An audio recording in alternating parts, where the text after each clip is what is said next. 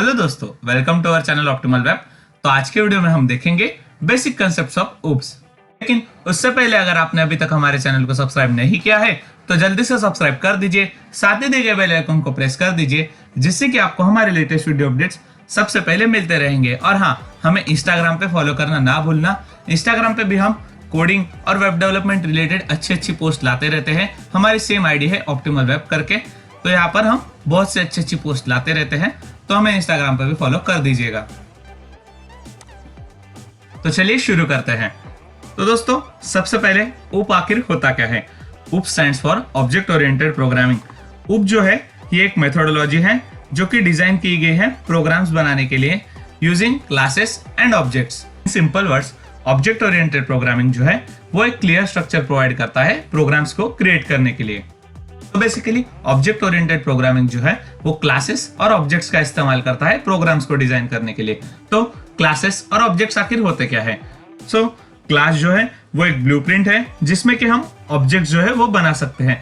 ढेर सारे ऑब्जेक्ट्स एक क्लास के अंदर हम क्रिएट कर सकते हैं, और ऑब्जेक्ट जो है ये एक पर्टिकुलर क्लास का इंस्टेंस होता है। दोस्तों, अभी तक आप लोगों को ये समझ में आ गया होगा कि ऊप यानी कि ऑब्जेक्ट ओरिएंटेड प्रोग्रामिंग जो है वो क्या होती है, किस पे बेस्ड होती है और क्या काम करती है। तो और साथ ही में हम लोगों ने देखा क्लासेस और ऑब्जेक्ट्स क्या होते हैं। तो अब हम ऊप्स का सबसे इंपॉर्टेंट टॉपिक जो है वो देखने जा रहे हैं, जिस पर आपको हर एक इंटरव्यू में क्वेश्चन पूछते हैं। तो वो इंपॉर्टेंट टॉपिक है 4 pillars of object oriented programming. दोस्तों, ये जो 4 पिलर्स है इन्हीं पे पूरा ऑब्जेक्ट ओरिएंटेड प्रोग्रामिंग जो है वो टिका हुआ है। तो सबसे पहला है डाटा एब्स्ट्रैक्शन, सेकंड है डाटा इनकैप्सुलेशन, थर्ड है inheritance and fourth is polymorphism.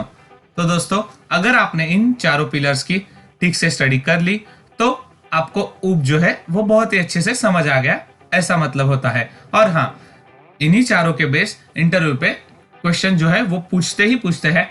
101% ऊप के रिलेटेड इंटरव्यू में इन्हीं चारों पॉइंट्स पे क्वेश्चन आता ही आता है। तो अगर आपने इन चारों को क्लियर कर लिया तो ऊप आपका इंटरव्यू के लिए यानी कि कंप्लीटली प्रिपेयर हो चुका है।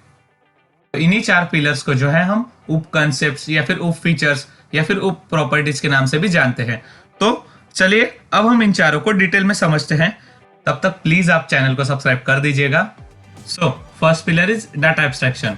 एब्स्ट्रैक्शन का मेन पर्पज ये है कि हम डाटा एब्स्ट्रैक्शन के हेल्प से जो भी यूजर को रिलेवेंट डाटा है वही शो करते हैं, और जो भी सारी इररिलेवेंट डिटेल्स या फिर बैकग्राउंड डिटेल्स इंफॉर्मेशन जो है जो कि यूजर के कोई काम की नहीं वो हाइड की जाती है। और हाँ, इसी को डाटा एब्स्ट्रैक्शन कहते हैं। डाटा एब्स्ट्रैक्शन को ही हम डाटा हाइडिंग के नाम से भी जानते हैं। तो चलिए एक रियल लाइफ एग्जांपल के साथ डाटा एब्स्ट्रैक्शन को और भी अच्छी तरीके से समझते हैं। तो समझिए कोई एक कार ड्राइवर है जिसको ये तो मालूम है कि एक्सीलरेटर प्रेस करने पर कार का स्पीड बढ़ता है और ब्रेक दबाने पे कार जो है वो रुक जाती है, पर उसको ये नहीं मालूम होता कि एक्सीलरेटर से स्पीड कैसे बढ़ती है और हाँ, ब्रेक दबाने पर कार कैसे रुक जाती है। उसे ये मैकेनिज्म जो है कार का इंटरनल वो मालूम नहीं होता। उसे खाली उसके रिलेटेड जो डिटेल्स हैं, यानी कि जैसे ही एक्सीलरेटर से स्पीड बढ़ता है, ब्रेक से कार रुक जाती है और बाकी बाहरी डिटेल्स जो कि कार चलाने में काम आती है, उसे खाली उन्हीं चीजों का नॉलेज होता है। तो जो कार बनाने वाली कंपनीज हैं वो ये सारी डिटेल्स जो है वो कार यूजर से हाइड करके रखती है।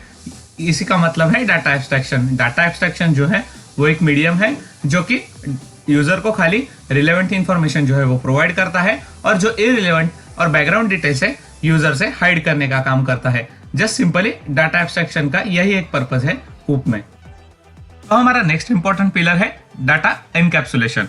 तो data encapsulation means wrapping of data and functions together. Data encapsulation में जो है हम डाटा और फंक्शन जो है उन्हें एक ही क्लास के अंदर wrap करके रखा जाता है और एनकैप्सुलेट किया जाता है। और हाँ, साथ ही में डाटा एनकैप्सुलेशन को डाटा रैपिंग के नाम से भी जाना जाता है। डाटा एनकैप्सुलेशन में हम यूजर से रिलेवेंट इंफॉर्मेशन भी हाइड करते हैं। तो हमारा डाटा एब्स्ट्रैक्शन और डाटा इनकैप्सुलेशन के बीच जो मेन डिफरेंस है वो यही है कि डाटा इनकैप्सुलेशन में हम रिलेवेंट डाटा, जो रिलेवेंट इंफॉर्मेशन है वो भी हम यूजर से हाइड करते हैं, और डाटा एब्स्ट्रैक्शन में हम खाली इररिलेवेंट इंफॉर्मेशन जो है वो यूजर से हाइड करते हैं। तो हमारा नेक्स्ट पिलर जो है वो है इनहेरिटेंस। इनहेरिटेंस हमारे ऑब्जेक्ट ओरिएंटेड प्रोग्रामिंग का एक कोर कंसेप्ट है। इनहेरिटेंस मतलब एक क्लास की जो भी प्रॉपर्टीज और कैरेक्टरिस्टिक्स है उन्हें हम दूसरे क्लास के अंदर यूज कर सकते हैं। यानी कि हम एक क्लास की जो भी फंक्शंस है उन्हें दूसरे में इजीली इनहेरिट कर सकते हैं। इसे इनहेरिटेंस कहते हैं। ऑब्जेक्ट ओरिएंटेड प्रोग्रामिंग के अंदर इनहेरिटेंस ये मोस्ट इंपॉर्टेंट पिलर है। तो दोस्तों इनहेरिटेंस में दो तरह के क्लासेस होते हैं, एक होता है सब क्लास और दूसरा होता है सुपर क्लास। सब क्लास यानी कि वो क्लास जो कि दूसरे क्लास की प्रॉपर्टीज को इनहेरिट कर सकता है, और सुपर क्लास यानी कि वो क्लास जिसकी प्रॉपर्टीज को इनहेरिट किया जाता है कोई भी सब क्लास के अंदर।